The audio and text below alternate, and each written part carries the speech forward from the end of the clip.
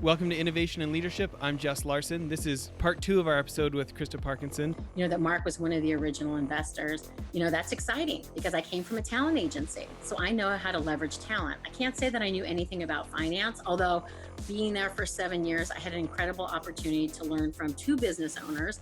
This is another episode of our Innovation and Leadership series where we interview pro athletes, world-class musicians, CEOs, Hollywood filmmakers, and a wide variety of other high achievers. Before we get rolling, I want to invite you to get involved with Child Rescue, the charity our founders started. To learn more about them, just come to our website, icollective.co, and check on the Child Rescue tab on our menu.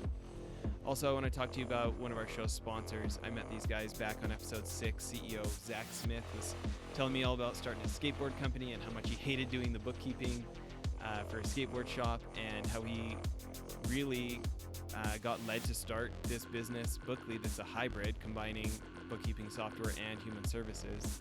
And I'll tell you why I let him become a sponsor. It's because I use their service now.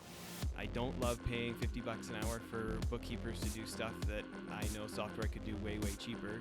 But I don't love bookkeeping at all. So I want a real live human who knows what they're talking about to help me with the stuff I don't understand. Probably the straw that broke the camel's back for me, though, the thing that put me over the top, was that they could do my taxes and payroll also. So totally suggest checking them out. Go to their website, bookly.co, and check out their flat rates. I've been super happy with them. So now on to today's episode. She's a adjunct professor at USC. She used to work at William Morris with big A-list talent agency clients. If you missed part 1, please go back and listen. She talks about working with Tony Hawk and all sorts of fun things.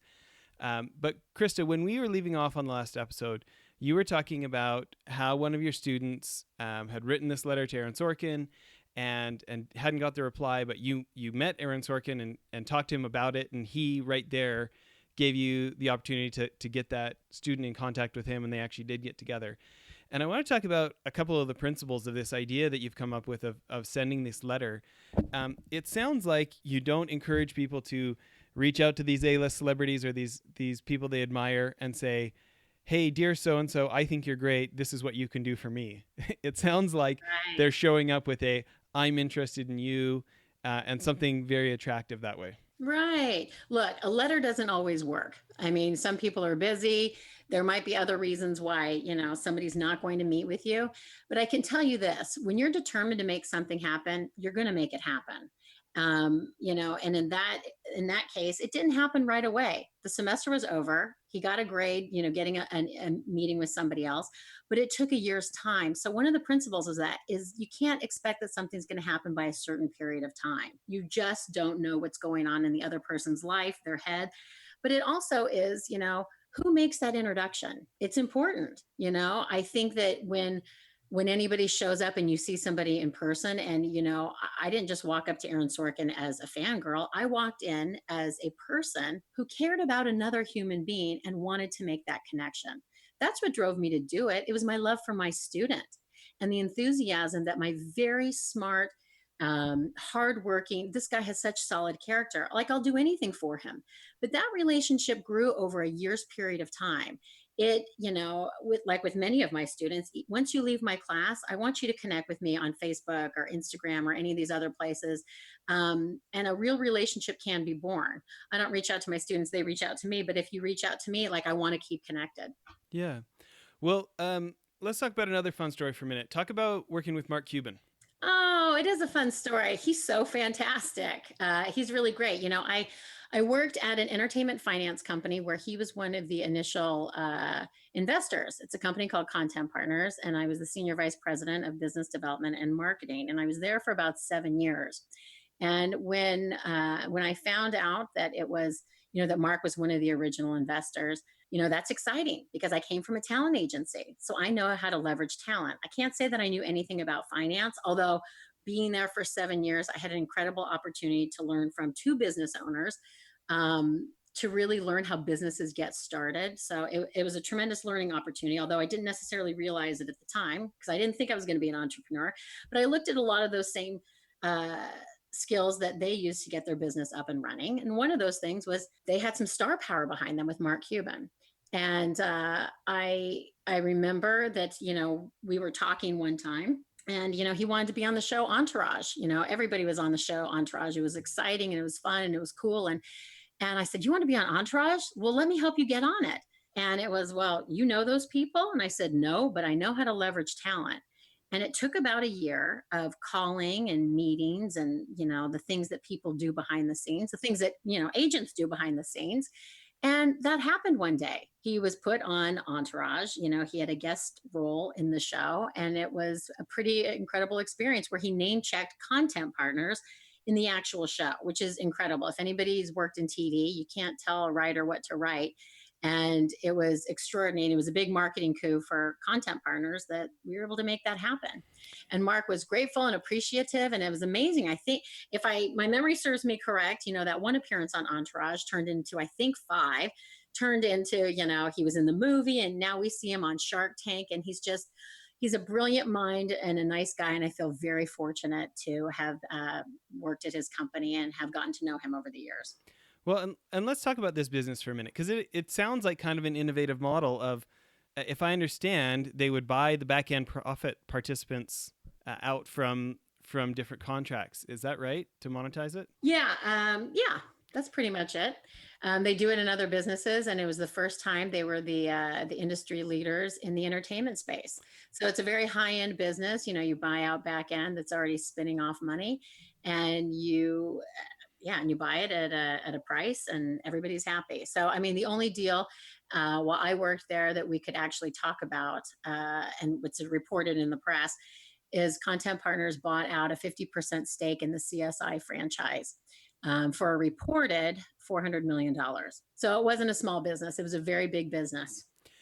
And for people who don't understand that business model, can you talk about why actors and directors or producers, showrunners, ex-spouses, these different folks, like why they have a little percentage of something later on, if they weren't even in the movie? Or can you, for everybody who doesn't understand how the pie gets cut?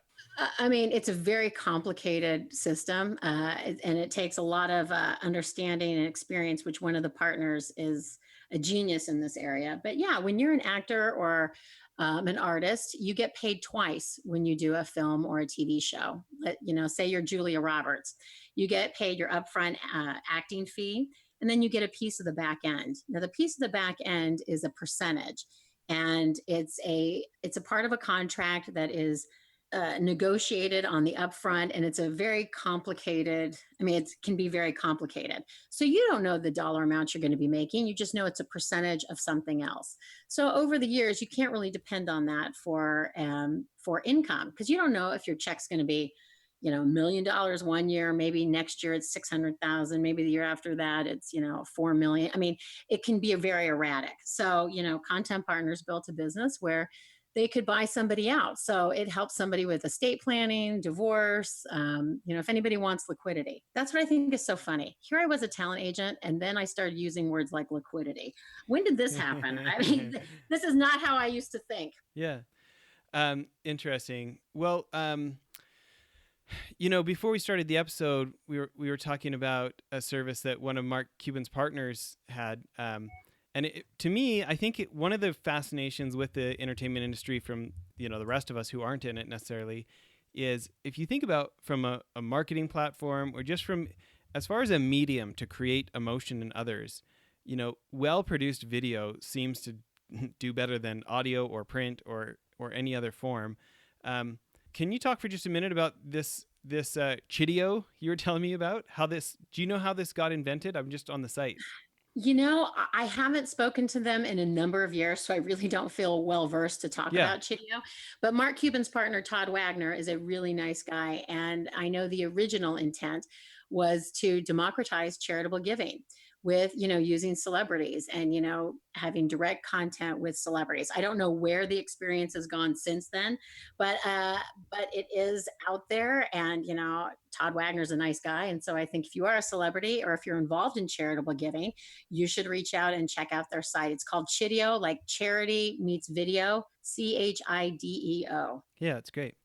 Well, listen, when it comes to your class, if people, if this is a wish and a dream and people never knew how to do it and they do want to take your class, How do they sign up? Oh, thank you for asking me that. So it's really simple.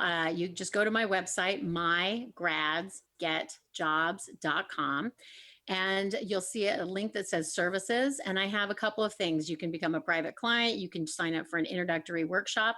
But what I'm focusing all my attention on right now is my 4-week summer intensive. And it starts this Saturday, July 15th, and it goes from 11 to 1 p.m. Pacific time. And, in this workshop, we are going to be, you'll get a 1-page traditional resume. You're going to get a video resume at the end of it. You're going to understand where you fit in the Hollywood jungle. You're going to get the networking tips and tools. You're going to learn how to identify, approach, follow up a potential mentor, industry professional. I'm doing this class right now, and it is valued at $19.99. But if your listeners email me directly and they want to get this at a discounted rate, email me directly. Make sure to put your name, Jess, and your company in there, and I will email them a link so they will get a huge discount on this. I would love to do that for your listeners. And, class size is limited. I will only take 10 students because one-on-one connection is important. You need to have that connection. And that's really what I teach in my classes too, is how do you build relationships? Especially in Hollywood, when your last name isn't Spielberg, Jolie, Pitt, or Clooney. I'm just a girl from Indio, and I figured out a way to make relationships. And I want to share those experiences and those secrets with my grads. Yeah. Well, and I want to talk Oh, about. and so my email address really quickly. Put out It's your email. very simple. It's just Krista, Krista, at mygrads, GRADS, getjobs.com. That's great. Well, appreciate the discount for our listeners here. You're obviously doing, I mean, it's a business, but it's a pay it forward kind of business. Who helped you up, gave you a hand up early in your career? I mean, we talked about the individual who got you your first role there, William Morris, Endeavor back IMG. I know it's a big long name now, but Yeah. who else is somebody that you look up to? Who else was somebody that you feel like had an influence on you earlier in your career? Can I tell you, I have a lot of mentors. And, I remember reading Andre Agassi's book his final speech about stepping on the shoulders of giants to reach his dreams. And that's always resonated with me. Nobody can do it on their own. And I've had a lot of mentors. And interestingly enough, I'm meeting one of my mentors for lunch today. I ended up selling a sitcom to, now it's called Freeform, a few years ago about my life, which was pretty incredible. And one of the showrunners I wanted to write the project is a guy by the name of Bob Meyer. Well, he was a showrunner on Roseanne, and he's the nicest man ever. And he's really smart. And he's one of my favorite guest speakers that comes to my USC class. And he was my writing mentor. I didn't know anything about writing or, working on a sitcom or how you really got things done. And so I'm actually meeting with him today. So who knows? We might be reviving this sitcom That's fun. the sitcom that was purchased but did not get on the air. That's fun. And again, for people who aren't familiar with all the industry lingo, I mean, most of us can probably guess what a showrunner means, but what is involved in that title? Oh, I'm really glad you asked. Yeah, a showrunner is basically the big boss on a show. So there are two types of showrunners: a writing showrunner and a non-writing showrunner, who's a producer and deals with more of the logistics. But the writing showrunner actually writes the episodes. But it's the big boss on a TV show. And also the title is executive producer. So anytime you see a show, you've got executive producers. There are a lot of executive producer titles, but they usually refer to one or two people as the show runners. Yeah. I mean, I can give you a good example on that. Like Keeping Up with the Kardashians, that's a show that, I don't know, I think they've got 7 or 8 executive producers on it. Well, you can't have 7 or 8 people run the show. There's, one person that they look to, that's the person who makes all of the decisions. The buck stops with that last person. Yeah. Well, I know you've been writing for not only your own blog, but Huffington Post and these other places. And I was reading something you had written, and I think this might be interesting for people as we think about how different business models work compared to how we assume they work. And I was thinking about one of the things you wrote about back in the talent agency days, of how everybody knows the name Jim Carrey, but Drew Carey is the one who keeps the lights on. Can, Oh, yeah. can you talk That about this? Sure. You know what? It's yes, it was a blog that I wrote about the five insights that I gained from working at a major Hollywood talent agency. And one of those insights was that money can be found in less obvious places. And the phrase that was, it's a dated phrase now, but it used to be, Jim Carrey is the guy that's on the marquee, but Drew Carey is the guy that keeps the lights on, meaning everybody wants to be a big famous movie star. But somebody who is working in television, that's on a consistent basis. The money is rolling in all the time. Then there's back end to it. And so the money that is to be made is really found in TV, and particularly that time. So just because you don't have a big fancy name doesn't mean you're not rolling it in.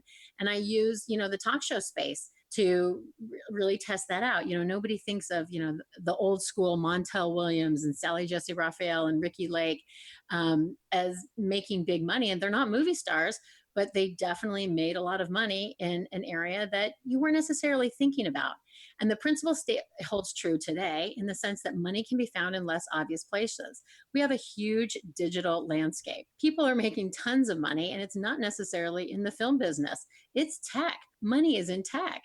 Going to the digital space for content it's a world that there are a lot of people out there that can really speak to it. But I look at it as you don't necessarily have to go to the obvious places.